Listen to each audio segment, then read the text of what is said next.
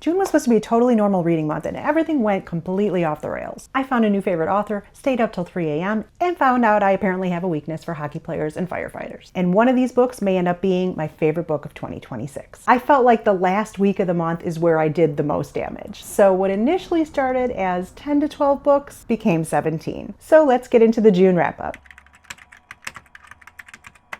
So today I'm wrapping up everything I read in June, and I had 5-star surprise, I had some arcs, I had some thrillers, some sports romance, some hockey romance. It was kind of a little bit of everything. And I gotta say, it was overall a really solid month. Sometimes, was it April, May, or maybe March, April? I had some really, kind of slow months where it was really getting slumpy. Not June. June just became like this huge reading month. Out of nowhere. I don't know where it came from, but it just kind of happened. So I don't normally start with my favorite, but there's no hiding it. My absolute favorite book of the month and one of my absolute favorite books of the year was Because I Killed Him. This book blew me away because BookTok wouldn't stop talking about it. When that happens, I tend to wait a month or two. I don't want to have that influence telling me what it is that I should think about the book I'm about to read. And so I waited a little bit before starting this. This is one of those books where you realize halfway through you're reading something special. You're reading possibly the next big thing. It doesn't matter what age group you're in. This book is something that has something for everybody. It honestly gives me the same feeling as when I read Hunger Games for the first time, when it was new. You just knew this was going to be something big. The world kind of has one of those feels to it that people can obsess over for years, especially kind of that Gatsby-esque backdrop to where all of these things are happening. The political system is fascinating. Again, this is one of those, it doesn't matter what age group you're in, you'll find something relevant to a little bit of what's going on in the world today, taking all the other dystopian novels that people have really loved over the last decade or so and kind of elevated it. There's also a little bit of a romance, and I have to say the slow burn does pay off. And honestly, the ending already has me thinking about my reread. When I'm going to do it, I don't know, but I feel like I'm going to pick up so many things that I probably missed the first time around. It's a lengthy book, but it's well worth the read. 5 stars for me.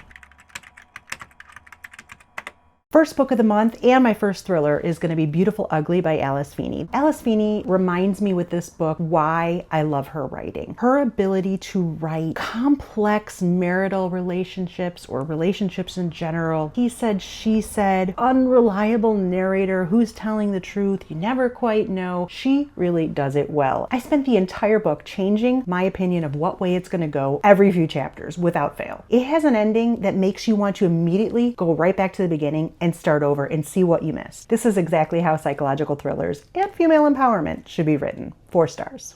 My second arc this year from Natalie Borelli was The Housewife. If you're looking for a page turner, this is it. I started this a little bit after midnight, and before I knew it, I was already at 25%. Usually if I start a book that late, it means I might get a chapter or 2 in. No, I was hooked from the jump. The author twists every chapter just enough so that you never feel like you quite get your bearings. You never quite feel comfortable. She also has the ability to write a completely unhinged female main character like nobody's business. They all tend to be a little on the neurotic side, and she writes it so well. This book was ridiculously fun, and I gave it 4 stars, and it comes out June 30th. Next is going to be You Killed Me First by John Mars. I really enjoyed this one. I have a reading vlog. I think I'm going to put it out next week that'll go a little bit more in detail for this book, but it's my first book since The Family Experiment of John Mars, and it was nice going back. The opening is incredible. If I had to say, it does get a little too twisty in some places, if that's even a thing. I don't know. When you read it, you'll understand what I mean. It just almost got a little too complicated for its own good towards the late parts of the book, but I still really had a fun time. So I'm going to give this a 3.75. And now we need to talk.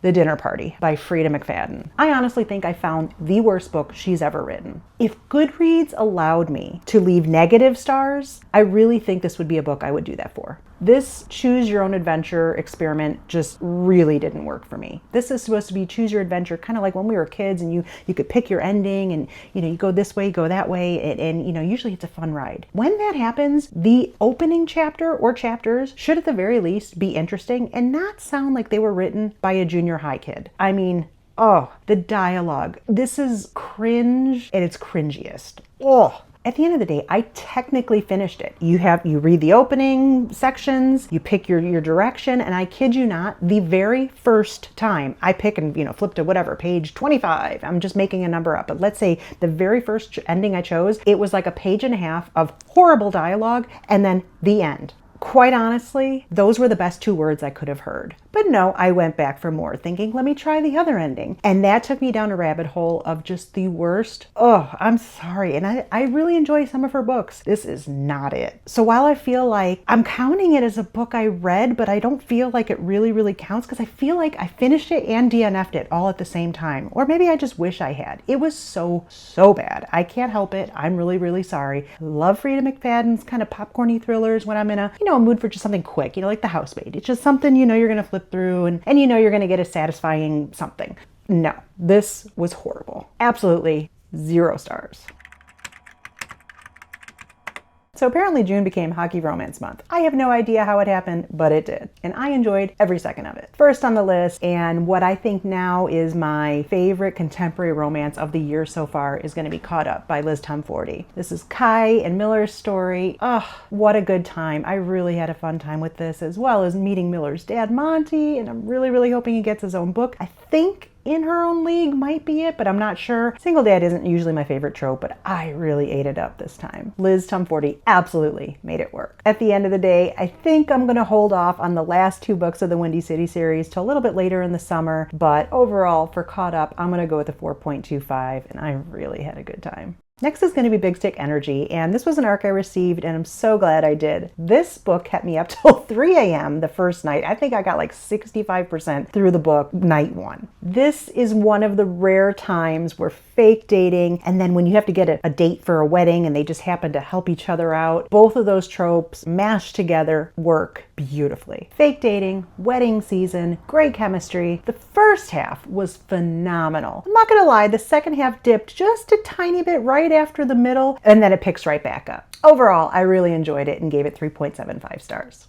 And then I accidentally finished the entire Pucking Wrong series. I don't even know how this happened. And it was the last few days of the month. I picked up the Pucking Wrong Guy, which is Ari's story, which is only book 2. And once I did, I was blowing through those in like a day and a half. And I went right into the Pucking Wrong Date, the Pucking Wrong Man, and the Pucking Wrong Rookie. All 4 back to back to back to back. I couldn't stop myself. I had so much fun. Every time I got to an ending, she has like a cliffhanger epilogue that leads right into the next book, and I had to know what happened next. I literally couldn't stop myself. I had to keep on going. Are these the greatest books ever written? No. Are they insanely entertaining? Absolutely. These morally gray hockey players are completely unhinged in all the best ways. The friend group gets better with every book, and for me, if I'm honest, the romances are great, but it's the friend group that has me coming back for more every single book. I just love their banter. I love their interactions. They're just everything. The books are funny, they're spicy, they're chaotic, and they're just a really great time. So as a series, it has hints of 5-star energy in the sense of when you give something 5 stars, it's because of how much you enjoyed it. I gave each book about a 4-star, but man, I really had a good time and I couldn't stop reading them. And if you watched a few videos back when I said I had 30 some series that I'm in the middle of, at least I scratched one off the list.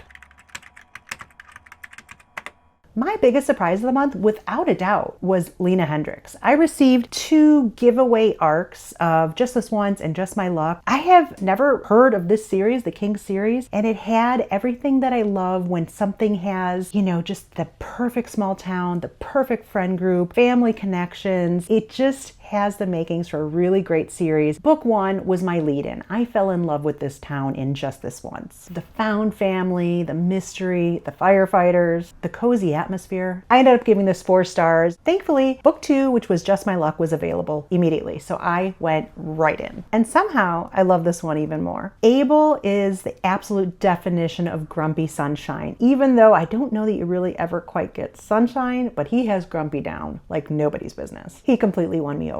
And this is Marriage of Convenience done really, really well. All the emotional moments in these books just really landed. Again, the found family, the town, the friends. I just loved every second of it. I gave book 2, Just My Luck, 4.25 stars, and I cannot wait to get to the next book in the series.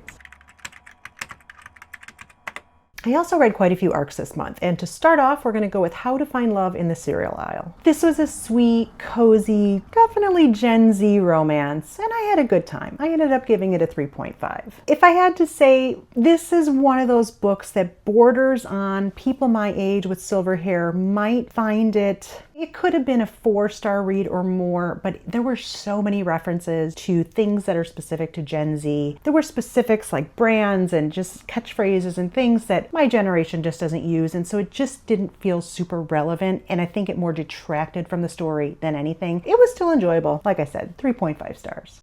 The next arc is going to be In Stormy Weather by Chelsea Curto, and this has been making the rounds lately with good reason. This is like Twister, but then add romance to it. I would say the same feelings I had about, what was it, Face Off, which is her DC Stars Rocky romance. Chelsea Curto tends to, I don't know that I quite feel the connection with her romantic characters, her romantic leads. The storm elements and the storm chasing elements of this book were nail biting, written so well, you felt like you were in the storm with them. The romantic element, I didn't quite feel almost till the end. Like, they were hinting at it, and, it was kind of not really enemies to lovers, but deep dislike to lovers. I don't know, did I ever really feel their connection? Maybe at the very end. It was really nice, it was really good, but it wasn't like, oh gosh, I hope there's another book. Like, I can't wait to see what's next. But I will say, the storm chasing elements were fantastic. 3.75 stars for me. The next arc is going to be A Killer on Campus, and this is going to be Christian romantic suspense. As I've said before, I read everything. I do not discriminate between anything that I read or any genre, and this was a good time. This was like a Hallmark movie, when you just feel like being all cozy in book form, where you just kind of curl up and you just cozy. This had all the wonderful elements of romantic suspense as well as a little cozy romance in a nice clean environment. I really hope this book gets the attention that it deserves. I gave it a 4.25. And I'm super grateful for all these arcs to NetGalley and the publishers. Another book that wasn't on my TBR, no idea why I picked it, but it was My Rules. This shocked me. I didn't see this coming. I didn't really know what to expect. If you've been here before, I don't really read blurbs. I knew this was a romance going in, but I wasn't sure what kind. My favorite part about the book was that all of the characters are adults. These are adults in their 30s plus. They all have careers, they have lives, and they all live on Kingston Lane. So there's going to be multiple books in this series, and they all live in this cul-de-sac. You just want to meet every single couple. In a world where it sometimes feels like every romance is about a 20-something, it was just so nice to take a little different path and have people who were a little bit closer to my age. It was refreshing. The standout for me in this book was the banter of the friend group. Every time they got together, I found myself laughing out loud so many times. The romance itself was totally swoony. I would say the female main character, not until like the last 70% to 80% of the book, like right in that little segment, she got a little bit annoying, and what felt like a 5-star read for me kind of took a little bit of a hit at that time. But I don't know necessarily that was the writing, or was it that it was like holding up a mirror, because sometimes we can be a little indecisive. We can second guess ourselves, and I think reading her second guessing herself and her choices and her decisions kind of felt like, oh yeah, I totally do that, and so maybe that was why it bothered me, because it certainly wasn't the writing. I enjoyed every second of this book. It just had 5-star energy. I didn't quite give it 5 stars, but at the end of the day, I really wanted to move to Kingston Lane.